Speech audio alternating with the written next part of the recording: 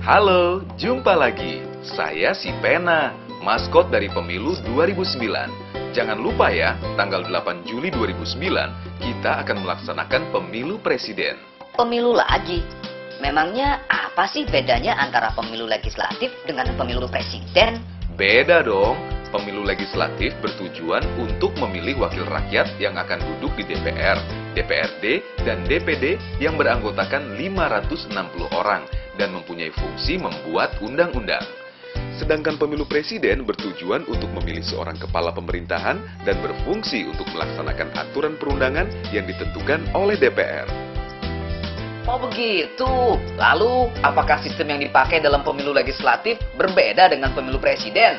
Ya, di pemilu legislatif, sistem yang digunakan adalah sistem proporsional dengan daftar terbuka. Tujuannya agar sebanyak mungkin semua suara yang diberikan oleh pemilih akan terwakili di lembaga legislatif dan menjamin agar suara kelompok minoritas terwakili juga. Untuk itu, sistem ini mengadopsi sistem pengajuan caleg yang majemuk dalam satu dapil. Berdasarkan Undang-Undang Nomor 10 Tahun 2008, partai politik diberi hak untuk mencalonkan 6 sampai dengan 10 caleg per dapil untuk kursi DPR. Sedangkan pada pemilu presiden menggunakan sistem mayoritas 2 putaran.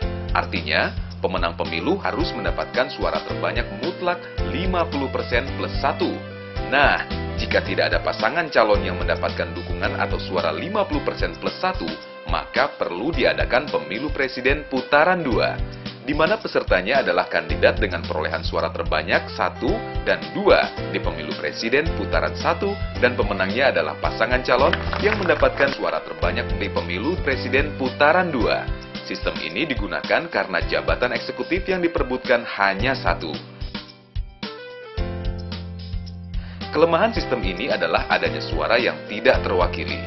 Bagaimana dengan jumlah dapil? Apakah sama dengan jumlah dapil pada pemilu legislatif? Pada pemilu 2009, daerah pemilihan pada pemilu legislatif dibagi menjadi 77 dapil untuk tingkat DPR.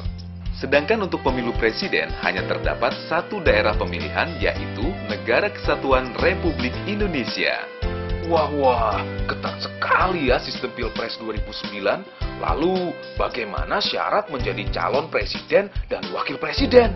Berdasarkan Undang-Undang Nomor 42 Tahun 2008 tentang Pemilu Presiden dan Wakil Presiden Pasal 5, persyaratan menjadi calon presiden dan wakil presiden adalah antara lain: bertakwa kepada Tuhan Yang Maha Esa, telah melaporkan kekayaannya kepada instansi yang berwenang, terdaftar sebagai pemilih, belum pernah menjabat sebagai presiden atau wakil presiden selama 2 kali masa jabatan dalam jabatan yang sama, tidak pernah dijatuhi pidana penjara 5 tahun atau lebih, berusia sekurang-kurangnya 35 tahun, pendidikan tamat SMA dan sederajat.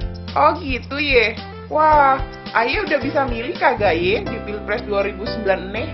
Untuk bisa memilih, kamu harus warga negara Indonesia yang pada hari pemungutan suara genap berusia 17 tahun atau lebih, sudah menikah atau pernah menikah. Selain itu, kamu harus terdaftar dalam daftar pemilih tetap. Gampang ya. Terus bagaimana cara memilih di pemilu presiden 2009 ini? Cukup tandai atau contreng pilihanmu 1 kali pada nomor urut, atau foto, atau salah satu nama pasangan calon. Tidak boleh membubuhkan tulisan atau catatan lain pada surat suara. Jelas kan? Pada pemilu presiden ini, terdapat 3 pasangan calon presiden dan wakil presiden yang memiliki visi dan misi serta program kerja yang berbeda-beda yang mereka paparkan saat kampanye. Cermati ya, karena pemilih cerdas memilih pemimpin berkualitas. Wow.